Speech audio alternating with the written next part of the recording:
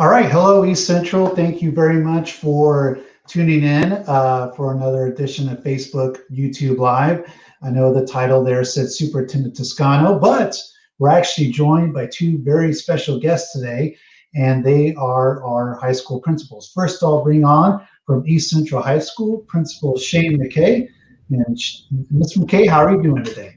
Fantastic. Looking forward to this opportunity to go through some questions and visit with some of our parents. Absolutely. And then, of course, we have Dr. Wendy Fuller, the principal for CAS Lead. Hi, guys. How are you doing today? Really excited to be here.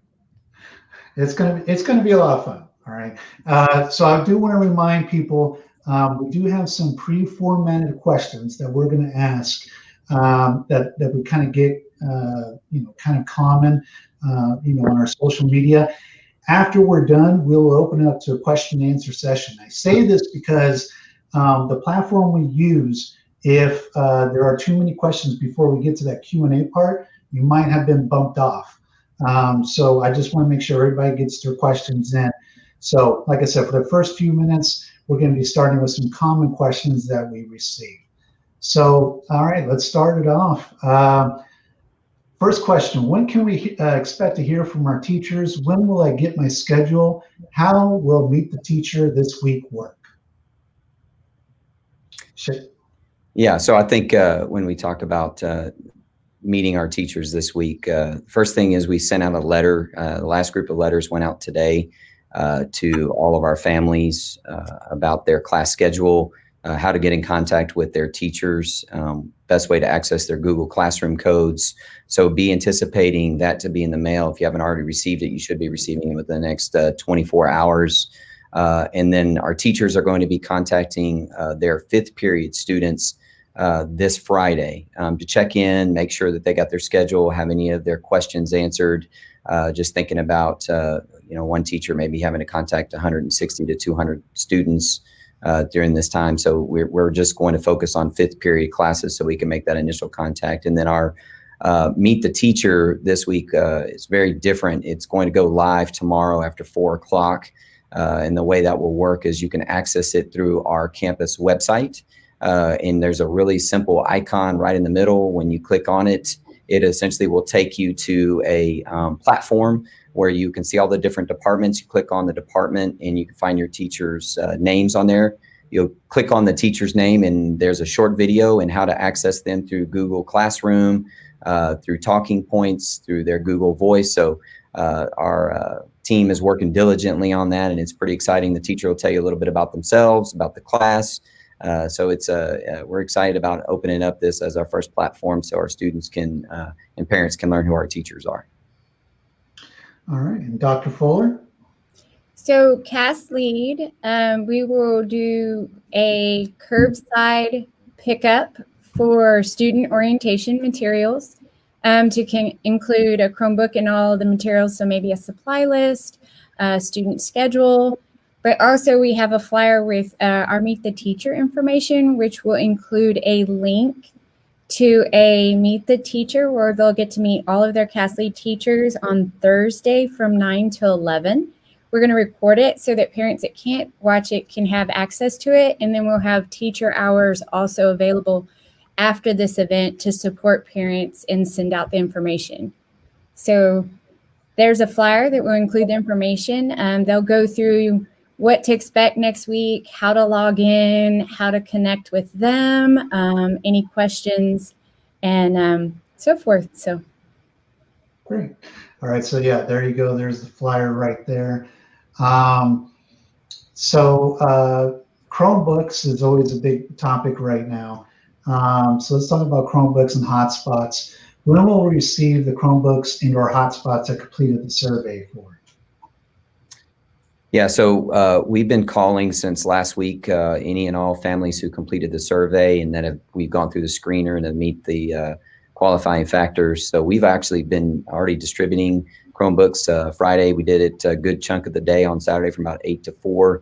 We've been giving Chromebooks out all day today. So for the rest of this week, even through Saturday, next week through from 8 to noon on the Saturday, So parents will be receiving a call. Most of our families have already received that call about their scheduled time to come and pick it up. And so it's been pretty successful up to this point. We're working on mobilizing and getting those out now. So CAS lead, they can begin pickup at 8 o'clock until 5 o'clock tomorrow. We ask that they just pull through the drive. We'll have a spot marked. We'll have everything that they need right there so they don't have to get out of their vehicle. And then, of course, if they can't come during that time, they can call and contact, and we'll be here accessible until the first day of school. So they just make contact with us at 634-7212. And we will make arrangements for them to come pick up their materials. So as a follow-up to this technology piece, for those individuals, they didn't get a chance, for whatever the case may be, to do the technology survey, the initial one that went out. How can they get a Chromebook or hotspot at this point? That's a great question. What we suggest is contact the high school. We have a team that is getting all of that information together. And then essentially we have a waiting list, and based on student enrollment and based on what devices that we still may have available, then we are going to be contacting those that are on the waiting list to come and get. And so we've already actually started that process, started putting people on the waiting list, and we've been able to now, through contacting some families, been able to actually get some of those families that were on the waiting list a device. So we're working through that. Just contact the high school and reach out, and we'll get you on the list. Absolutely. And we've been working closely with the staff and the team at high school to kind of help out and coordinate wherever possible and connect them with the right person. So it's all about teamwork.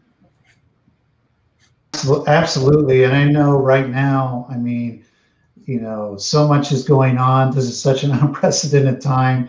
And, it's different than spring in the sense that we're starting off the year like that. I don't know if you want to touch on that. It's kind of an aside question, but, just talk about the starting out this year a little bit differently than ever. Yeah. So the biggest thing that in my letter to the parents if I can emphasize one thing, is the importance of daily attendance. I do know that in the spring, it was a body of evidence throughout the week in order to get attendance credit. It was your level of engagement. But now moving forward, TEA, as it was pre-COVID, is really binding us by the 90% attendance rule. So if I can encourage anything, is that our students need to engage daily in their learning, and there has to be evidence of that.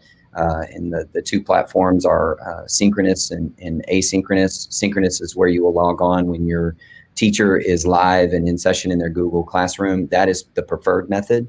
The reason why is that way our teachers can be responsive to student learning needs and can continuously check for understanding and help to bridge gaps in learning. But we know that life happens outside of school, and therefore when students are not able to engage during the time when class is scheduled, then they can still log onto the Google Classroom. They will see a video from their teacher in the lesson. They'll have their work that they can do and still be able to submit. But average daily attendance really matters right now. They have to meet the 90% rule in order to obtain credit. Even like I said, before COVID, that was the rule that was out there. So if I encourage anything, is on August 17th at 9 a.m., students be ready to log on and meet your teacher in the synchronous environment. But we understand life happens, so sometime that day, if you can't, please get into your classes and let's start getting back to learning. And we're excited to do this with you. Let's talk about registration for a second. I know there are still some issues regarding registration. I'm having problems registering my child, such as the portal ID. What can I do? Just like before, when you have these challenges, just contact the high school, contact the campus office. We have a team of staff that are ready to receive that call and have been walking families and parents through the process and taking them step by step until they get it completed. So we've been finding a lot of success there. So please continue to reach out to us, and we'll be responsive to those needs. And we have a team that's ready to hear and here to support. Absolutely.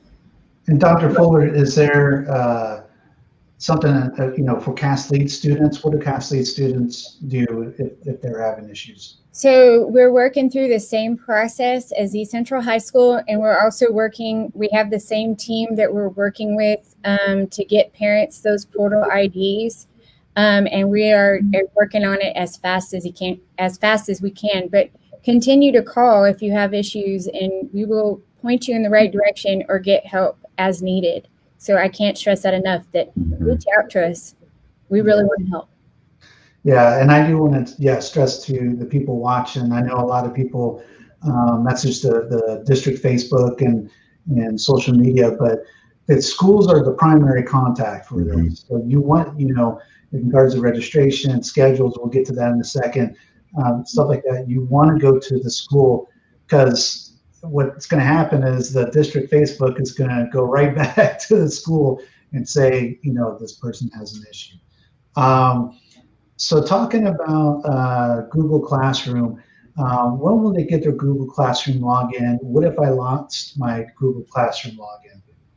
Dr. Fuller, do you want to go first on that? Well, I would say that the East Central High School has a great avenue through their website, through the librarian, but also their teachers can help as well to get that. They have access to our toolkit with all kinds of resources in it, so they can actually help as well.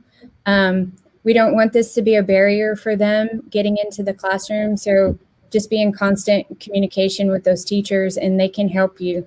And if we run into a jam, we're going to try to do it in a timely manner so that kids are not losing that valuable time.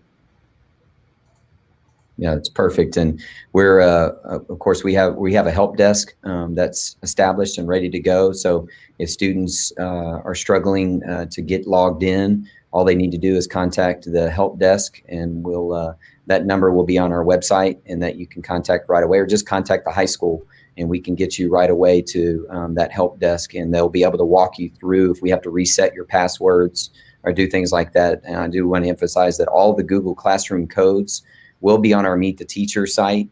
So when you visit that, as well as we have a separate site on our website where you can locate your teacher in every one of their Google Classroom codes, to include their Google Voice, their talking points application code that you would need, as well as their email. So you can also reach out to your teachers, and they know how to help you reset your passwords as well. So I just brought up the slide for you there, Mr. McKay. Yes, sir. And so again, you just want to take them through a short little walk through this. Yeah, yes, sir. So we know that this is still a work in progress. It'll, like I said, tomorrow at 4 o'clock, it'll be live, and it won't quite look like this. This is still the kind of the rough draft.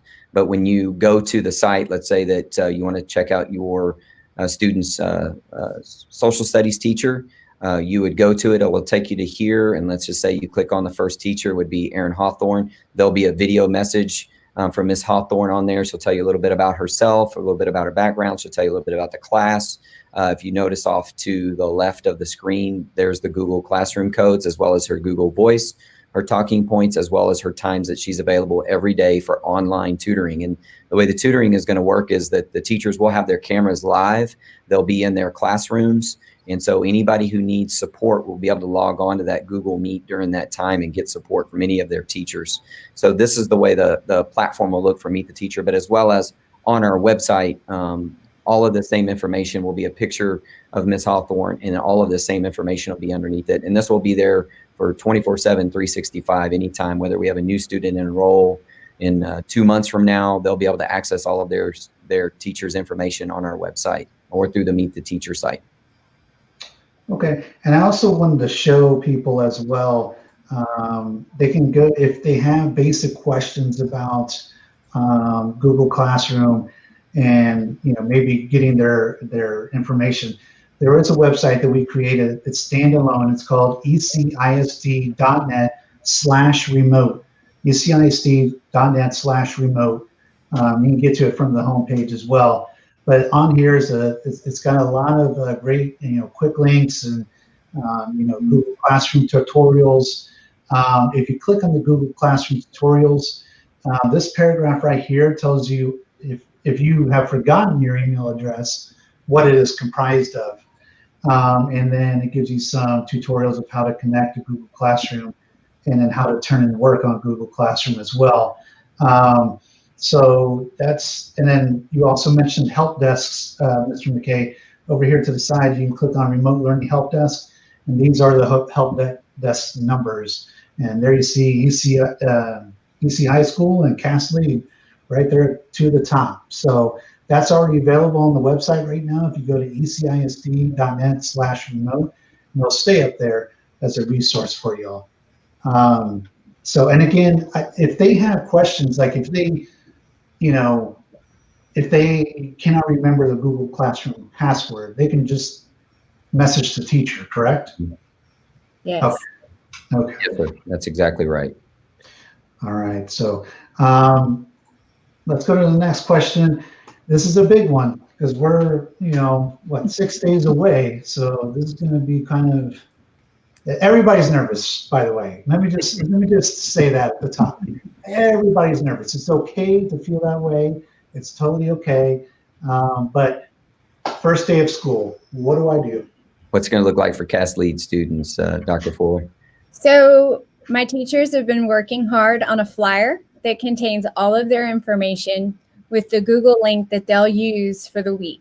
So it's got a classroom that'll have access on how to, because we're just wanting to connect with kiddos. We want to make sure they have what they need. They understand what the process looks like. How can we support them? But we have a group with their contact information, even a number that you can text or call them. But we will be working out of the same link throughout the schedule, which they can pick up that information tomorrow during our orientation material pickup. But we'll also post on the website and send out via social media. I assure you, my teachers are super excited, and they're ready for kids. So, do I think we'll have some challenges on the first day? Yes, but I think it's about getting them back into connecting with teachers and learning and providing that support. So, super excited. Absolutely. Yeah, to echo what Dr. Fuller said, I mean, our staff has been remarkable. We've had many of them coming up throughout the entire summer to begin to stand up these remote learning platforms and to be prepared for students from day one. I've just been in total awe of how patient and how flexible and how committed they have all been through this process. I can't thank them enough for that. But on the first day of school, students, we want you to at 9 o'clock is when the first class starts on our virtual or remote learning schedule for you. Will be when first period synchronous instruction starts. So you will go to your schedule in your first period Google Classroom, and hopefully you've gotten all that set up and you go right into it and go straight to the Google Meet, and your teacher will be live and ready to go, as well as your fellow students will be on there. And like what Dr. Fuller said, we're going to start slow so we can speed up later and really kind of walk you through the process of how do you turn in your work, how do you access, how can we stay connected during this entire time. And then once we start to get a handle on that after this first week, then we're going to push the accelerator and start rolling. But we're ready for it and we're excited. But starting day one, we really want to hope our students can log on at 9 o'clock for their first period class. Do you want to walk them through this remote only schedule here? Yes, sir. So, you notice there's two levels. So it's a Monday, Wednesday, Friday schedule. It's much like a college schedule where you'll only have classes 3 days a week and you only have classes 2 days a week. So there's a Monday, Wednesday, Friday, and a Tuesday, Thursday. And the morning is designed really for the students to, if they need help with their classes, they'll have teachers that'll be available for tutoring. We're actually going to continue to try to offer up our clubs. So some of our clubs and student organizations will have meetings during those times, and those teachers are setting up Google Classrooms for those. In the morning, it's time for students to possibly log on and do any asynchronous work that they may not have had a chance to complete up to that point or to get their assignments turned in. And then starting from 9 through 11:10, there's a 10-minute break between first and second period for you to take care of your personal needs. But your teachers will be there and ready to teach. We're giving you 35 minutes. Teachers and the students get 35 minutes for lunch, and then we lock back in and 11:45 to 12:45 and 12:55 to 1:55 for fourth period. And then In the afternoon, it's the same thing. We're going to have tutoring times. Some of our CTE students are students that are career and technical education programs require more seat time, more face-to-face learning time. So we built into that is if they're doing their project-based learning and they have different work that they need to do through our career and technical programs, them and their teachers will work out a time to get together to complete that work. And again, we've got clubs, time that's there, as well as time for you as a student. If you've got any classes that you weren't able to log into, that you can do the asynchronous work. And I want to be really clear that asynchronous instruction, or when you're not logged on live with your teacher, can occur at any time of the day. So if something were to come up and you weren't able to log into your first period class, but later on in the day, even by the afternoon, right after fourth period happens, you can log right into your first period class and you can still watch the video of the lesson and complete the work that works best in your schedule. So it's a lot more flexibility that's in there. And then the same thing on Tuesdays and Thursdays, except for our first period, which is now fifth period on Tuesdays and Thursdays, doesn't start till 9:30. So you have a little bit longer time for tutoring, for virtual clubs or student organizational meetings that'll still be happening on campus. And then the same thing, you'll have a first period class, or fifth period will be synchronous logged in. Then you have 35 minutes for lunch. And then in the afternoon from 11:35 to 1:05 and 1:15 to 2:45, you'll have your sixth and seventh period class. Just like college, if you only go to classes 2 days a week, of course, your class time is a little bit longer. So you just have to be prepared for that. The teachers are making adjustments to make sure that they chop the instruction up into manageable blocks, so you don't get inundated for that full time of just either sit and get. So the teachers are being really creative and innovative to make sure that it is a fully engaging experience during your Tuesday, Thursday blocks. And what we also encourage students to do is, during any time throughout the day, if you've got questions or you need help, feel free to reach out to your teacher through those multiple platforms, whether it be through their email, through the Google Classroom, or using your Talking Points applications. Send them a message and they'll be responsive and be able to provide you the support that you need. All right. So let's say both parents work, or, the parent in the home works, whatever the case may be. Can we still do synchronous? If we do asynchronous, how does that work exactly? Will my child be working every night from the time I come home to midnight? That's a great question. So I'll give the example of my daughter, Dayton. She's a student here at East Central, and I and my wife both work, and we both work full time and work a lot of hours. So our expectation is that she's sitting downstairs in the kitchen, and she is logged on for synchronous instruction during the time blocks that the classes are allotted. We do, like I said, know that things will occur, so the asynchronous is a secondary option for all students, even to include her. And the way asynchronous works is if they weren't able to log on during that specified block of learning, and they have an opportunity to later on in the day, they can log right back onto that Google Classroom, can watch the lesson, they can do the work and still submit the work. And like anything else, it'll be based off of the pace of the student and their level of understanding. But we definitely do not want our kids working till midnight. That's unreasonable, and that's cruel and unusual. We definitely understand, again, that life is going on outside of school.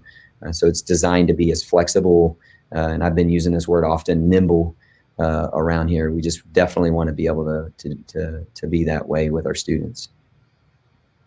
And I'd just like to add that, our teachers are so aware, of the challenges, because they could be facing the same, and they really are, going to go the extra mile to connect and see how they can help and support students, and so I think that'll be an amazing connection that they'll be able to build. Yeah. And Dr. Fuller, I have your CAS lead remote learning schedule as well. Is there anything, I know it seems like some, Monday, so Wednesday. We do have an extra period, Brandon, but we will work with students individually, because some of them will be attending, like, say, athletics at the high school. So we'll be working to develop an individual schedule that's personalized to fit their needs. but our login time will be 9 o'clock. And then Fridays we're going to use, because we're 100% project-based learning, to do some, industry partner connections and allow for PBL collaborative time on our platform, catch up, small group, basically a what do I need day, and really connect with students that way. So that's just some slight changes, not a big difference. So. All right. This question, I'll move up a little bit because it is one of the most asked questions right now. I got my class schedule. How can I change it? You want to go first, Dr. Fuller? No, go ahead. I mean, I think it's the same, because the same counselors for the high school are CAS lead counselors, so we work closely with them. So I think it would be the same for both. Yes. So we're definitely encouraging our parents to reach out to their student's counselor and to request the change. Like anything else, it doesn't matter if we're in COVID or not in COVID. Schedule changes are sometimes challenging because it's based off of limited seat counts. Sometimes we have competitive courses. Other times we just have to make sure that it aligns to the student's program of study or endorsement plan, in that it's going to meet their graduation goals. So sometimes the answer is we're going to do our best, but we may be limited. So I know that our counselors have already started fielding those requests, and they've already started working. We do our very best to accommodate all. Sometimes there has to be some concessions that are made, but we do everything we can to meet the needs first and foremost of what they require for graduation. And then second off, what we really try to be able to focus on is it something that the student is really interested in, and is their availability for that seat in that class, because we have some courses that are very popular and they fill up quickly. So unless somebody drops that class and moves to another section, there's no available seats. We unfortunately can't keep cramming them in those classes, because when we do come back face to face, we're very limited on numbers of seats that can be in classroom. And sometimes it's a safety issue, because if it's a course that involves very lab intensive or project intensive, and they're doing things with welders and plasma cutters, we obviously can't overpack those classes due to safety concerns. So we do everything we can. Just reach out to your child's counselor, and they'll work with you and make sure that it's aligned, and that then we'll look for availability. All right. I know that's that was a big one on social media today. So let's talk about when campuses reopen. So we're virtual August 17th. That's the day school starts. We're virtual all the way till right now. It's the target date is September 8th, right after Labor Day. Campuses can be reopened for those students that chose to have face-to-face learning. So some questions, are definitely at the top of people's minds. So when campuses reopen, how will the passing periods be handled in regards to spacing? Well, I think the first thing we've done is we've increased the passing period times, and that's in order to allow us flexibility sometimes in student traffic patterns. What we have done is some of our hallways are wider hallways. We've created a two-way flow, put a piece of tape down in the middle. And if you're on the right side, obviously you have to stay on the right. If you're on the left, you have to stay on the left-hand side. And that's to help to maintain the social distancing aspect. And then we have some hallways that are much more narrow. So we've created one-way pathway hallways, which does require some of us to go out of the way to include our staff if they're transitioning to another class in order to make sure that we're maximizing on social distancing. We've also created entrance and exit only doors. So that also is to help mitigate congestion and overcrowding in areas. And all of our stairwells have now either been transitioned to up only or down only stairwells. For that very same reason, is to try to mitigate any kind of cross flow where it would be a challenge to manage social distancing. All of our administrators, our safety monitors, our teachers, We'll be out in the hallways, continue to encourage our students to maintain their social distancing. And we're also the way we release our students from class. So when the bell would ring and the teacher had finished the final exit ticket and would allow the students to leave, that's also changing as well. We'll be releasing them in short pattern segments, one at a time. So that way it will also help to force the flow to be nice and smooth, where we don't get a kind of a choke point in entrances and exits to classrooms. That's how we're choosing at this point to mitigate at the campus. And I believe it's the same at the Cass Lead at the John Glenn Annex. Mm-hmm. Mm-hmm. Yes, that is the same. Speaking of campuses reopening and on the same theme, how about the face mask? Will you be enforcing proper mask wearing? Will there be consequences for anyone who won't wear a mask or doesn't wear it properly? The answer to that is absolutely. We're going to be enforcing that. I mean, our staff are required, we're required, and we're going to be asking our students to be required. Again, it's for their safety, but it's also for the safety of others. And when it comes to campus safety, like any other campus safety issue, we have to make sure we hold ourselves to the highest standard and hold our students to the highest standard of that. So there will definitely be requirements that we have to wear masks. And as far as speaking to consequences, I think every situation is unique, and you have to take it one situation or one circumstance at a time. Maybe it's a part of it is just educating as to the why, or trying to figure out what happened and do what we can to support and educate. And then, most importantly, we try to get the student back into the learning environment as soon as possible. But yeah, we are going to be requiring anyone who enters the building to be wearing a mask and also maintain the physical distancing for their safety and the safety of others. All right. And yeah, I mean, if someone is defying it, I'm not wearing my mask.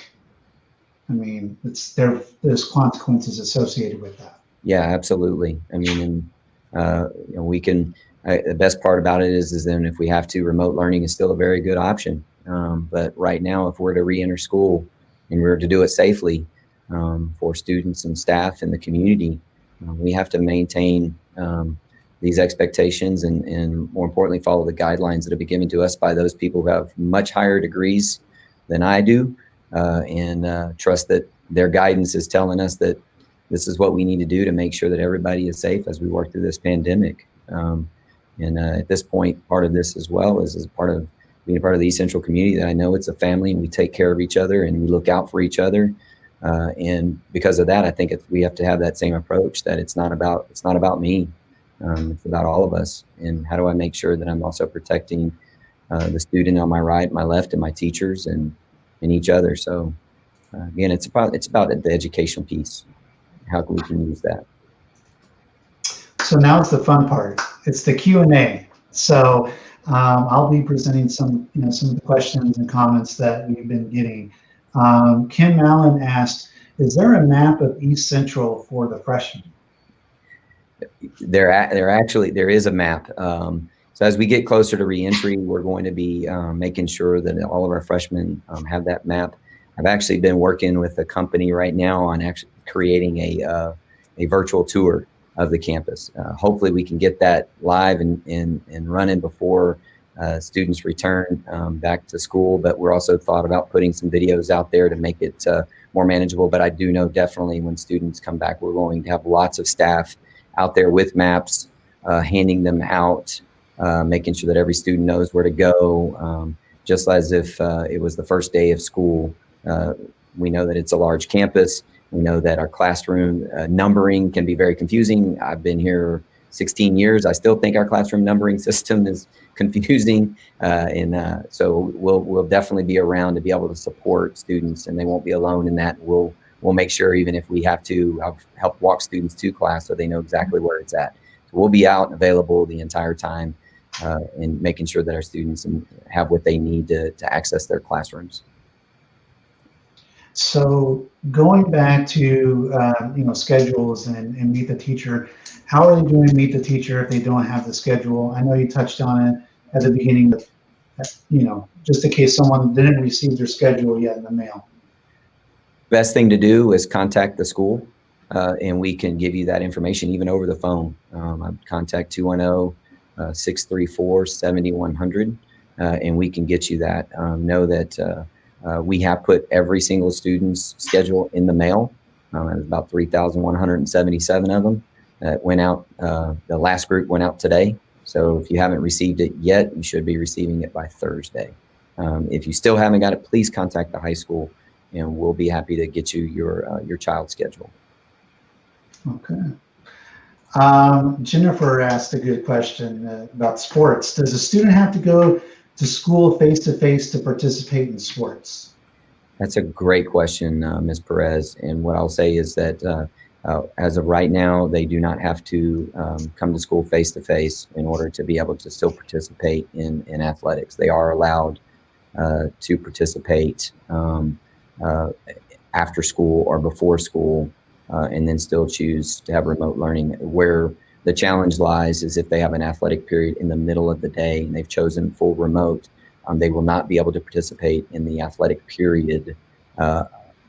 Obviously, it creates too many challenges of coming on campus and off campus. But yes, ma'am, they will get an opportunity to participate in extracurriculars if they're choosing remote learning. One of my favorite questions for CAS lead: can I participate in sports if I'm at CAS lead? Absolutely. Absolutely. In fact, we encourage it. You know, the leadership role is so important, and we will work for as long as we need to get them where they need to be as far as schedule and everything they need to be successful. So yes, we in fact, we encourage it. So got a welding question here, Mr. McKay. My son is welding 1 periods 4 and 5. How does that work with the synchronous learning, since period 4 is on Monday, Wednesday, Friday, and period 5 is Tuesday, Thursday? Another great question. Remember that we also have that built-in CTE time that is at the end of the day.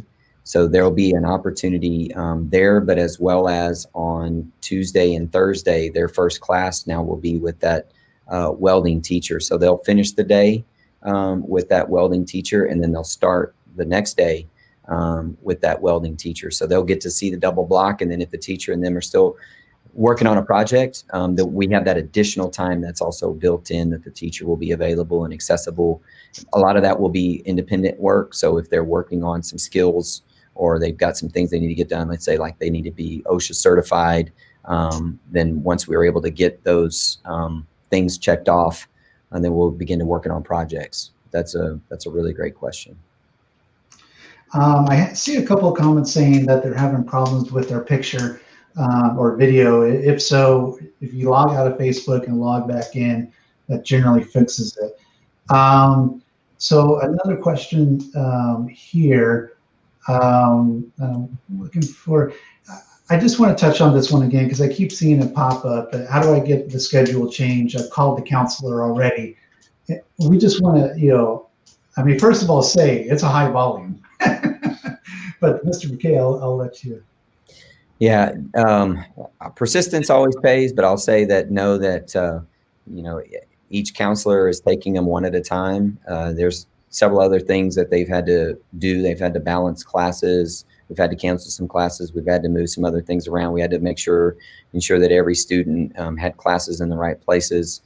So I would still continue, if you've called the counselor, maybe even email the counselor. Feel free to, if you call, actually speak to the person on the phone, maybe not leave a message, because I know that as they're ripping and running throughout the day, they might not have a chance to check the voicemail until either later in the day or in the next. So I just would continue to encourage, if you'd like to, just shoot me an email on my email website, and I'll make sure that it gets to the appropriate counselor so they reach back to you.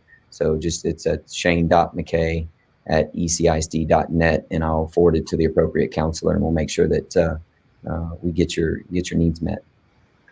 Yeah, there you go. I mean, gosh, you got the principal's email now, you know. Likewise. If you need a schedule change, email me, wendy.fuller, and we will definitely work on it. Excellent. And so, you know, it's a follow-up on the schedules. And, you know, Cynthia asked, you know, her son is registered for a class he passed during summer school. How can we get that fixed? I mean, you basically have said, keep trying to contact the counselors. Yeah, or again, just feel free to shoot me that email and I'll get with the counselor and we'll figure that out. Shane.mckay@ecisd.net. This is a good question. Does it need to be a parent to pick up, or can a relative go with the student? I'm assuming to pick up technology, or? That's a great question. So we do, because the part of this is also the accounting piece of it. We truly prefer whoever the guardian or the parent of that child, because we do have to get the photo ID to make sure that we have systems, because the Chromebooks are not cheap, and I'd say it that way, but like anything else, we just got to make sure that we're giving out to the appropriate family, and that's kind of the way that we make sure that we verify that it's the appropriate student and it's the appropriate person that we're giving it to. So the big request is that it be the parent or the guardian that can go. Now, please know that we know that every situation is very unique. And if you have some kind of abnormal circumstances, just contact the high school, speak to one of our administrators. We'll sit and we'll work through whatever that challenge is and figure out what an amenable solution.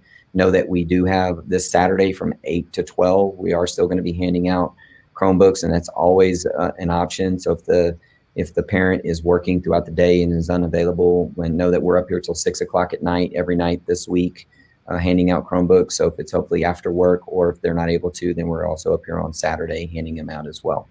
And we've worked with some families on some unique situations and have come up at very odd and unusual times to make it work. We're here for them.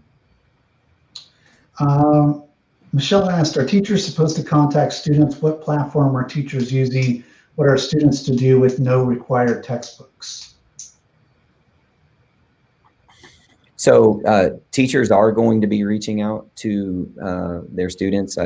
Earlier I mentioned that we're going to start first with the fifth period, just like we did in the spring. The fifth period, teachers reaching out, contacting all of them, but obviously after the first day of school, they'll be all reaching out. Teachers are using various platforms. First platform obviously is through Google Classroom, but we're going to be using email.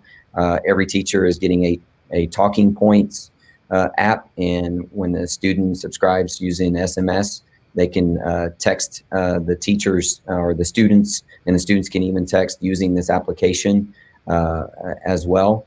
And when it says no required textbooks, I do know that many of our teachers are going to be providing the online version or the e-version of the textbooks that's there, or teachers will be providing the appropriate material that every student will need to be successful in their learning. So they're working through that. But an example would be our textbook adoption just occurred with the English department. And the best thing about it was we also have the electronic version of all of those books from English 1 to English 4. So every student will also have access to the book electronically. And many of our other sections have the same option, or the teacher will provide whatever material the student needs. So we have a question about screen time.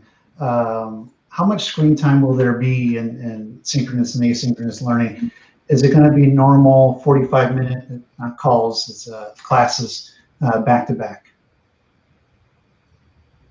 That's another really good question. In the synchronous version, it will definitely be more than 45 minutes on the Monday, Wednesday, Friday class. They're roughly an hour, and then on the Tuesday, Thursday classes, they are an hour and a half. Now, with the asynchronous part, a lot of it is depending upon the understanding of the student. Of course, they'll be watching the instructional piece, the video that may be uploaded, or maybe some kind of YouTube link that will be on there that we'll be asking the students to watch and be able to respond to what it is that they're learning. So a lot of that is still, like any other classroom, dependent upon the students' attention and how much support that they need. But in synchronous instruction, it will be in larger chunks, but there will be a 10-minute break in between. But we also have to remember that Monday, Wednesday, Friday, it's only 4 classes a day.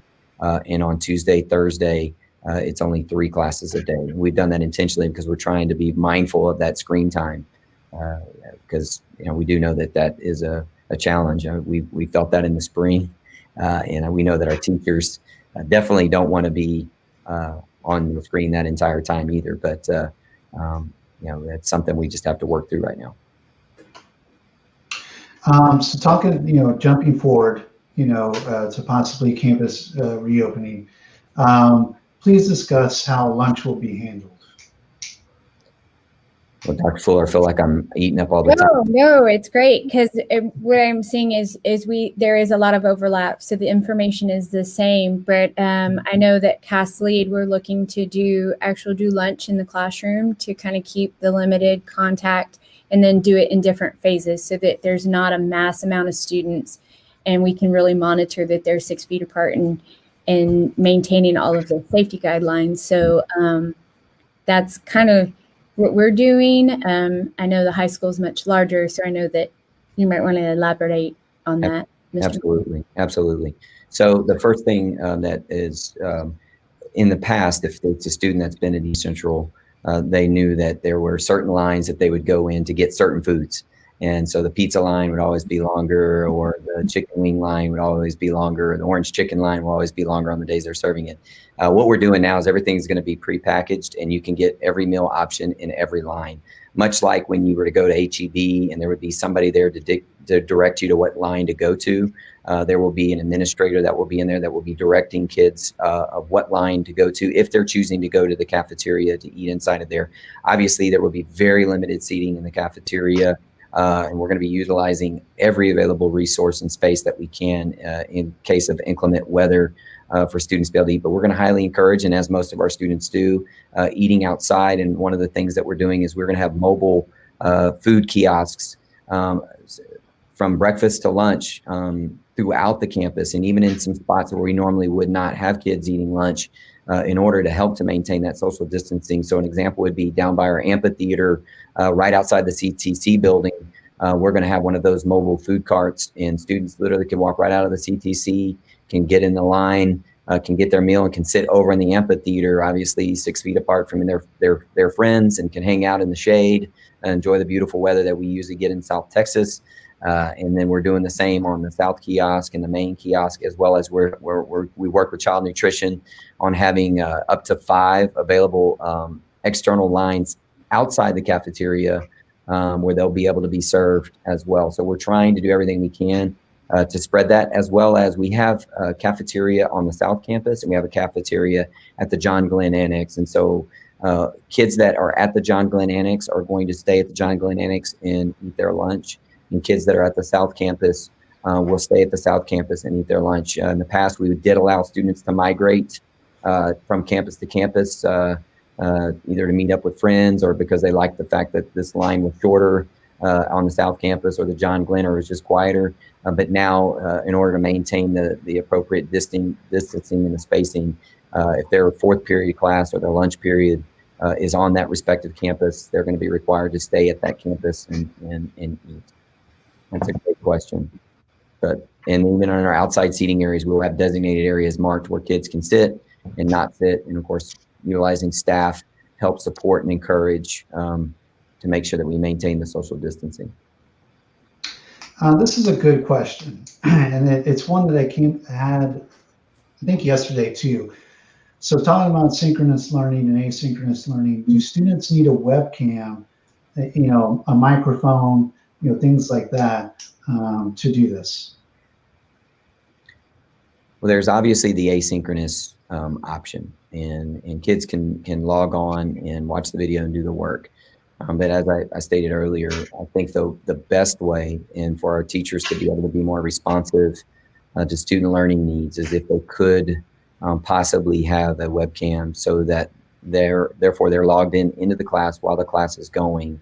Now, we do know that kids can still log in and can maybe see the instruction and can use the chat feature in Google Classroom, and maybe the teacher can't see them. It's just the student would need to make sure that they communicate that effectively with the teacher, that, hey, I do not have a webcam, but I will be, if I have a question, I'll send it to you in the chat. So I think part of that will be through the first week, as our teachers and students are all learning to work through this new remote platform, just being able to effectively communicate that with each other. So I wouldn't suggest that you got to go out today and go buy a real expensive webcam.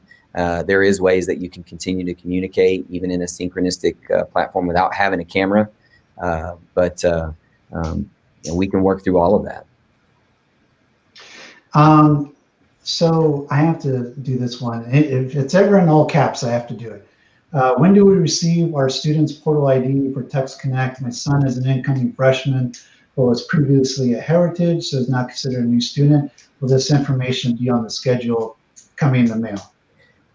Gosh, that's a great question, Ms. Alsop. We tried like crazy to get the Texas Connect onto our student schedules, and our dadgum system wouldn't let us merge them to make it simpler for our families. We did also send a letter out in the middle of the summer that had all of the Texas Connect, but what you can do very simply, again, contact the high school at 210-634-7100. Let them know that you need your child's Texas Connect to your portal ID, and maybe even ask for what was the email that I utilized when I enrolled, because that's been the other challenges, is if the email doesn't match. We've had some glitches in the registration system, and we'll give you both of those, and even our ladies will be happy to sit down and walk you through step by step if you need it. So just contact the high school. In fact, you can ask for Deborah Hernandez. She is our lead attendance clerk, and she'll be happy. If not, one of her team members will be happy to walk you through the process. And in fact, today, to kind of build on that, I spoke with a parent, and we were able to locate the email in their spam. So if you can check your spam folder, that may help. So if you're using the same email, we couldn't figure it out, and I was like, hey, check your spam. So that was able to help.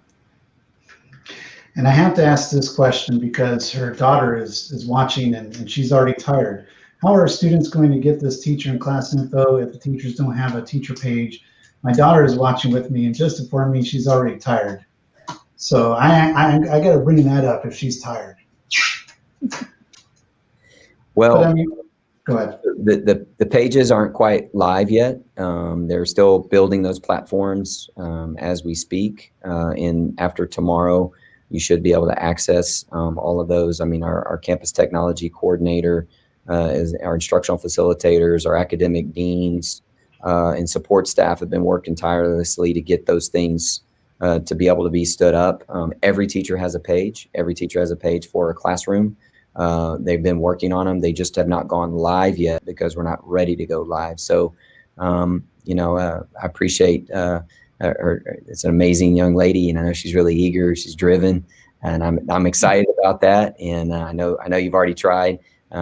Be patient a little bit with us, and we're hoping by Friday we can have those already all stood up and ready for you to be able to access. It's just takes a little bit of time with the number of staff and the number of classrooms that have to be stood up. It's a lot of work that's going into it. In fact, I guarantee we probably have some teachers at home right now working on building their Google Classrooms and getting them stood up. So I can guarantee you they all have one. They're not live yet, but they will be soon. And speaking of tired, I messed up that word. It's tried. I'm tired. I'm tired. I got that. And I'm imagining she's tired now too. Yeah.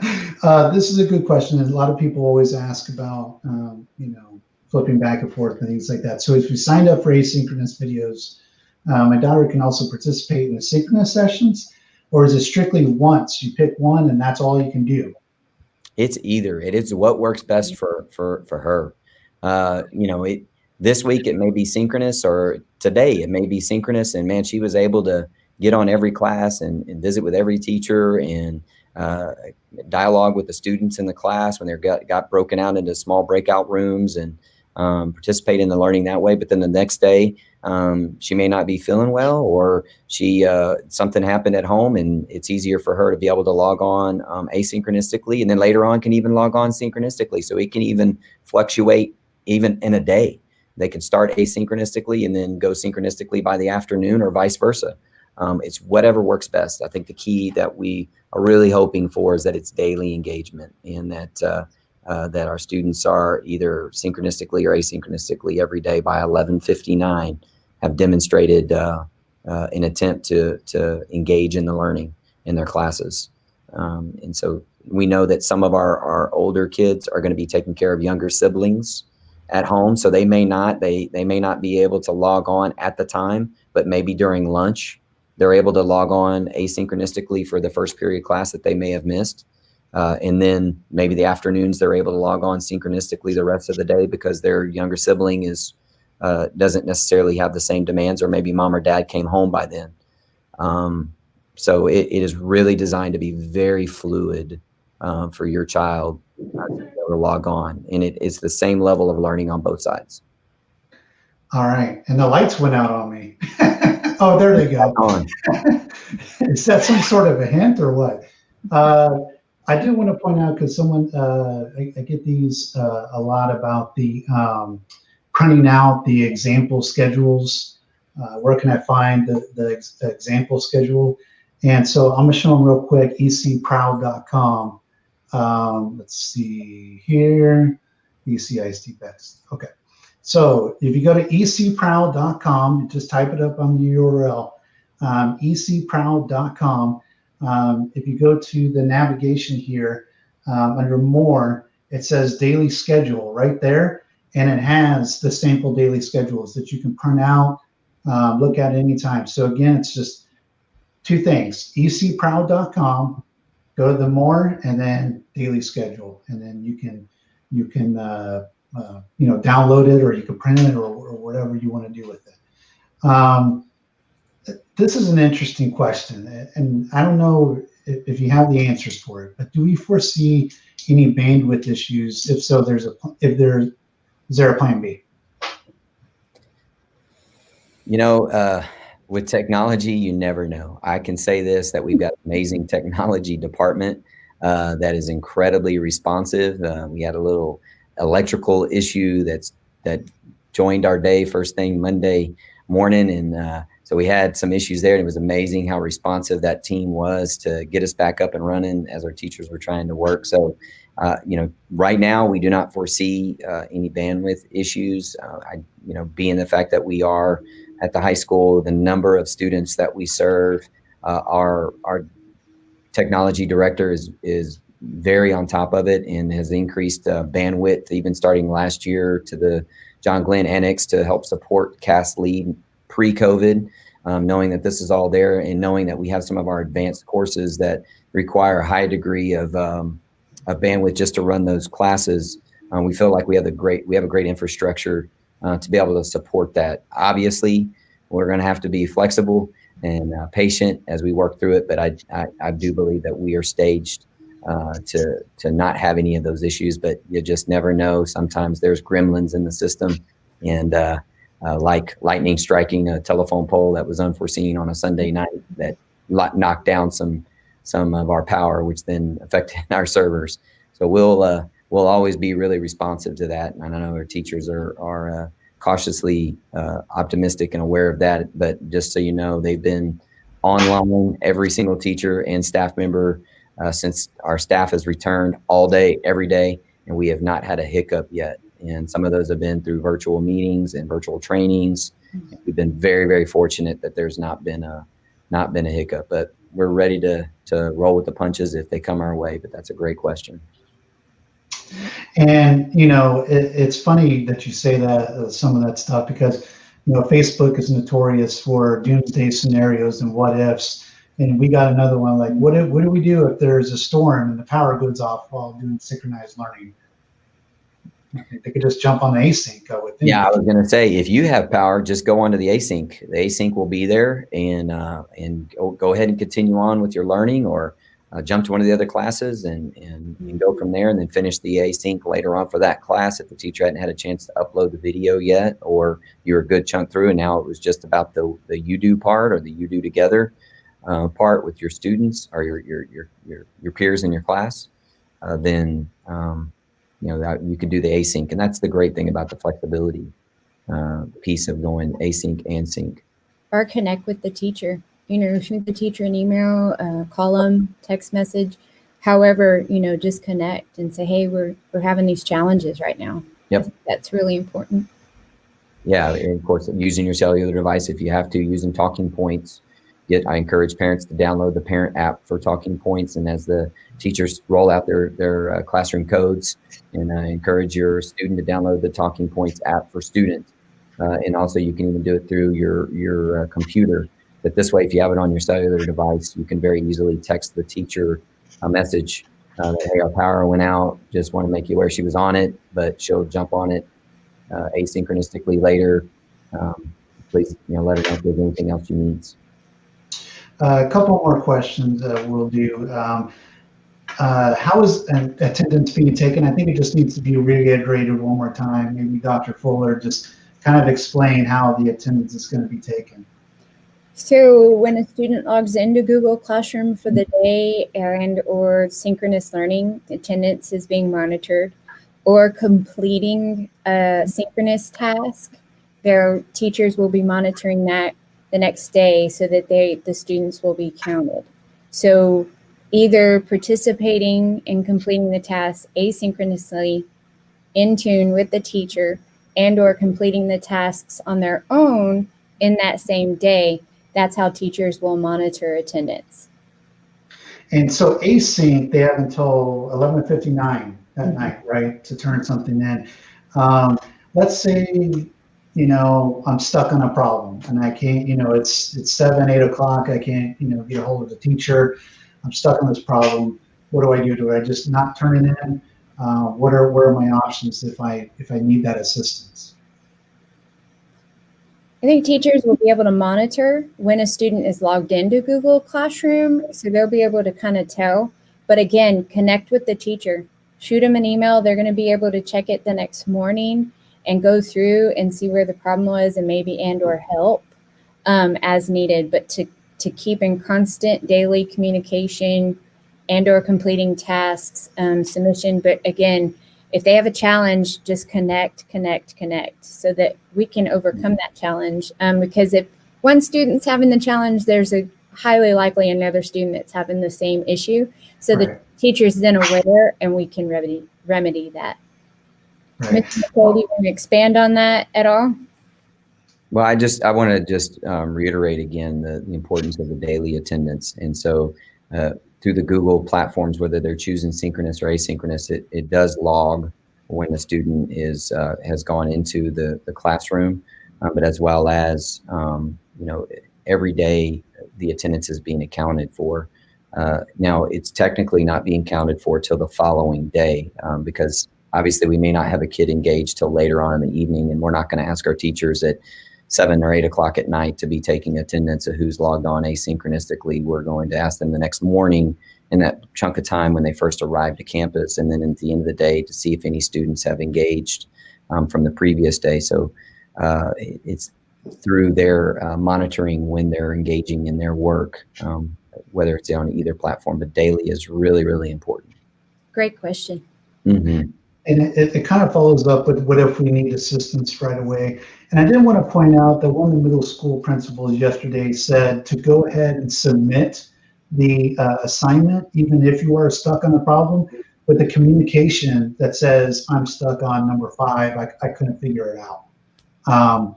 But, do you guys concur with that recommendation? Yeah. Absolutely. Yeah, it's still complete the work.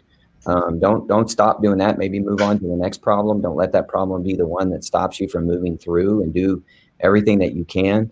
Know that your teacher the following day does have tutoring time and hours that you can reach out, but as well as shoot them an email or send them a message through Google Classroom. And then this way, when they get in and they log on, they'll be able to see that and respond to and be able to provide you the support. They may encourage you to log on synchronistically that day so they can give you a little bit more direct help, or ask you to log on during their tutoring time. But definitely don't stop. Continue on with that assignment and complete it. But if you need assistance right away, again, I would suggest an email and even a talking points. I just know that our teachers also are parents too, or our spouses. So I know when they do leave work and they do go home, they may be there with their family, but they will definitely respond the next day to be able to provide you the support and the assistance that you need. And there's a follow-up to that. Will they get penalized for the questions if they don't understand them? Our philosophy on learning is it never ends, and we're constantly learning, and we learn through error and mistakes. And so the goal is you haven't learned it yet.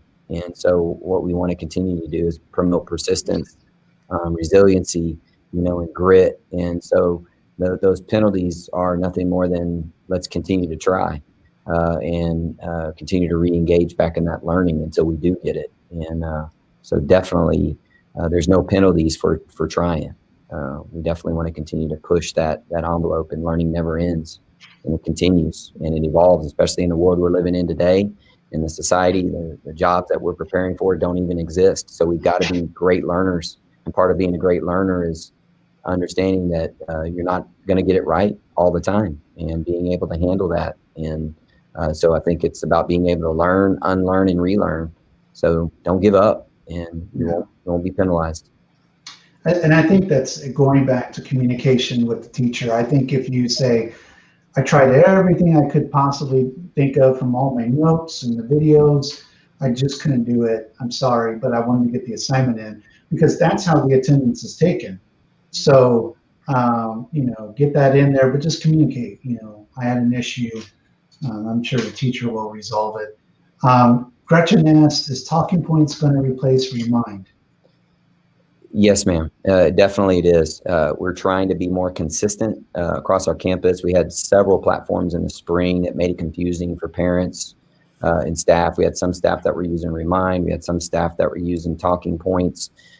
We have found the versatility and the different features that talking points can provide to our teachers. Not only does it allow for more students to be on a classroom, but as well as it has a translator. So it has a language translator. So if a family is a non-native speaking family, they can choose their native language, and it'll automatically convert that to their language. And then when the family or text back, it converts it back to the English language. And so just the opportunities that talking points provide is much more flexible.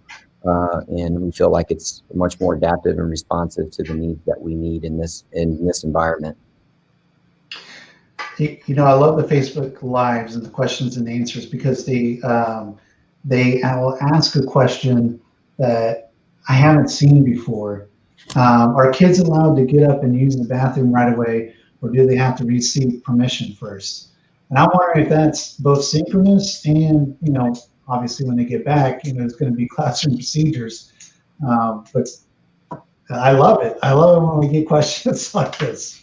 So if a kid's got to go to the bathroom and they're at home and they're logged on synchronistically, just click off your camera and your picture will pop up, go take care of your business and come back perfectly fine. And then obviously in our instructional environments, we have to be also mindful of limiting the capacity in our restrooms. So what we're working on with our teachers is actually a rotating schedule with them when their students will be allowed to go. And even in the normal school setting, students would still have to ask for permission to be able to go to the bathroom, because we have certain blocks of time that, unless obviously it's an absolute emergency or there's some kind of medical condition, we want to hold off if possible.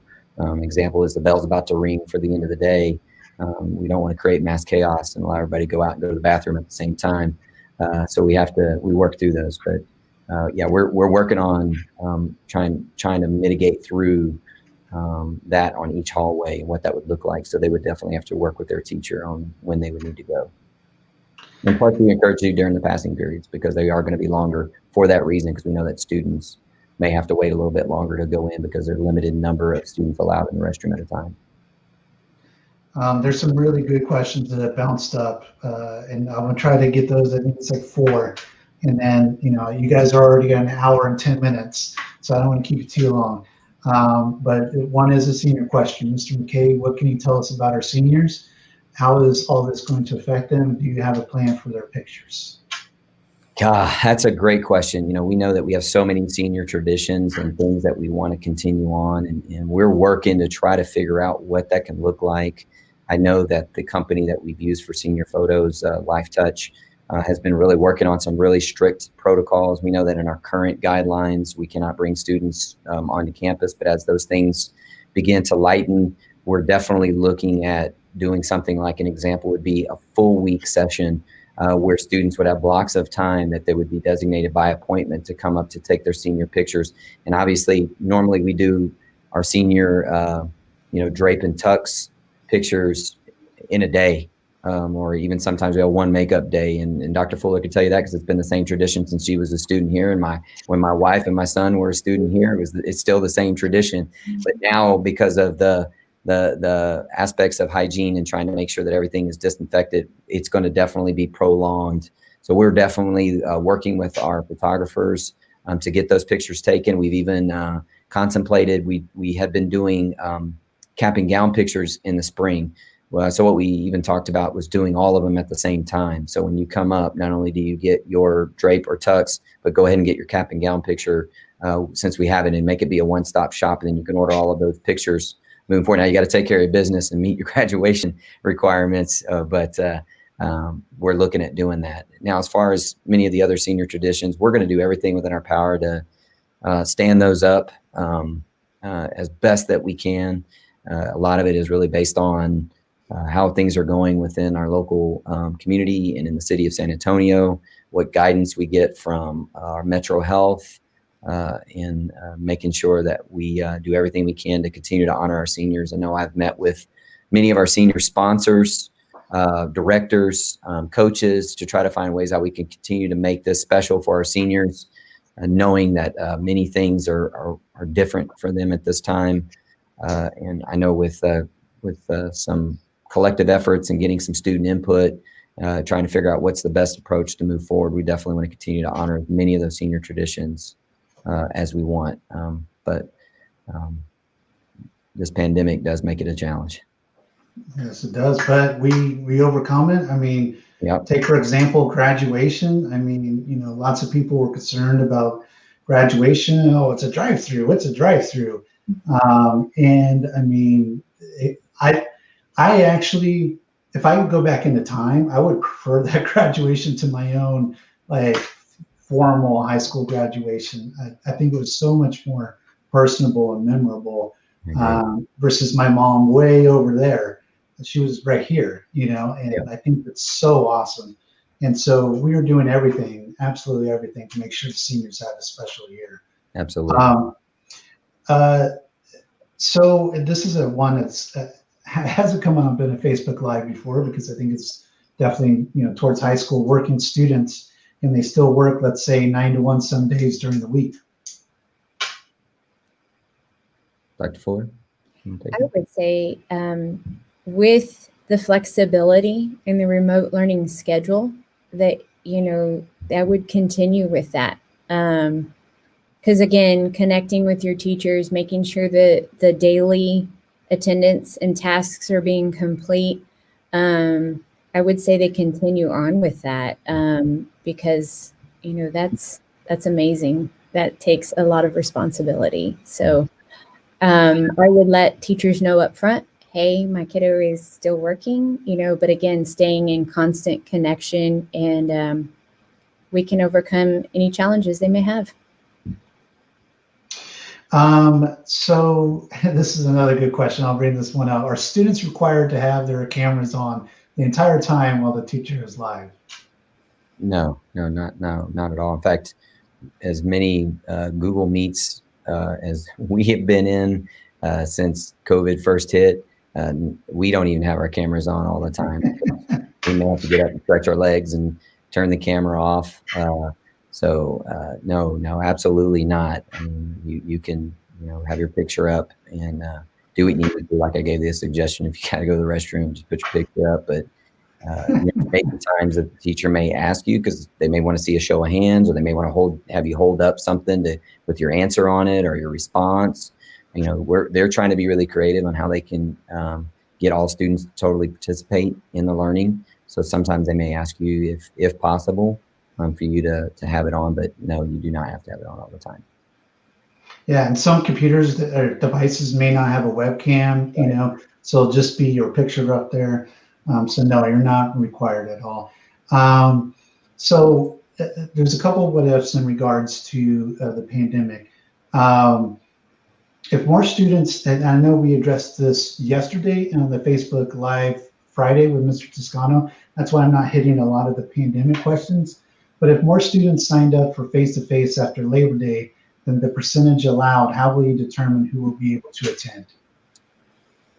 First, it's based off of academic need and the programs that some of our students are in. I think that's the biggest thing that we look at. I mean, there's obviously in some of our programs require our students to be in the classroom more often. So based on the program, based on the need, will really predicate on students having access. We'll have to stick within the percentages that are allowed. So we have what's the hybrid schedule. And I will say that the majority of our high schools in the area are utilizing the hybrid schedule is ones where students come a couple of days a week. Some come every day, some come only one. So we've got a plan in place for that. But it'll be really predicated upon the courses that students are in, as well as the academic need. We'll do this question, and I think it might be almost, but it's a Gear Up question. Will the Gear Up tutoring still be available for the 2023s like it was last year? Yes, absolutely. That is the subscription service. I'm assuming we're talking about the one where they can log on to the virtual tutors that are available any time of the day. So that definitely is still going to be accessible. It's something that the Gear Up coordinators will be pushing out as far as this is your access. This is how you can tune into those tutoring services that are allowed. And it's a great resource. I wish it was something that more that our Gear Up students that are in our sophomore class this year, last year's freshmen, definitely take advantage of, in having somebody to help support you in sometimes those odd hours to be able to help you with your work. It's great. And plus what that does is that notifies your teacher. So when you engage in that, those reports go to your teacher, so your teachers know that you are going above and beyond and trying to seek additional support, even in non-normal office hours for them in the classroom. So yeah, that is going to be available for all of our sophomores this year. We'll do one more and then it's over. If my son will be attending classes and I feel that he needs to go to online classes, will he be able to do that? Want to answer that, Dr. Fuller? Yes, I would say yes. For based on your comfort level. So if you decide that they want to stay remote for the entire year, we'd have that option. So yeah, they could be remote for the entire year. And again, communication is key. So if you feel uncomfortable, send that communication out to your teacher saying, I'm sorry, I'm going to do synchronous learning. Yeah. But I think it's that engagement between student and teacher that's critical, of just letting them know. I mean, am I correct? You bet. So, all right. So I was trying to find this other one, but it was basically a comment just that our Cass Lead High School and our East Central High School has outstanding leadership. Thank you very much, Mr. McKay, Dr. Fuller. So I do want to reiterate before I leave you guys with final comments, questions about buses, questions about how the district is looking at, at the reentry plan and things like that. Superintendent Toscano answers those. If you go back to Facebook videos and then live with Superintendent Toscano, he goes into a great detail in regards to that. And then, questions about class schedule, if you're just joining, and class schedules, changing classes, things of that nature, what the day is going to look like, the daily schedule. The principals have answered that early in the video. This video stays. It's not going anywhere. You can watch it at any time. You can watch it at 2 o'clock in the morning if you want. And, so you can go back and look at it. But principals, I'll let you say goodbye to us. Dr. Fuller? Thank you, guys. It was fun. This is my first Facebook Live, and I'm so excited to share it with Brandon and Mr. McKay. And so I just want to thank everybody for being patient with us, and we're here to help. So feel free to reach out. Yeah, I echo that, Dr. Fuller and Brandon. Thank you for setting this up for us, Mr. Oliver. This was a great opportunity to answer some of our parents' community questions that we have. We know that there'll probably be more coming, and just know that we are here to support your students. We care about them deeply, and we want to help them to be successful. We're all on the same team, and want to do whatever we can to help support them in their future goals. I think the thing that I really want to impress upon our family and our community is that our teachers are ready. They are excited about getting a chance to reconnect with their students. I don't know how many teachers I've talked to that said they couldn't sleep the night before a first day returning just because they're so excited to get back to doing what they love to do, and that's teaching and learning. So they've been working very hard. We've been really leaning on these 3 words, and that's grace, patience, and flexibility.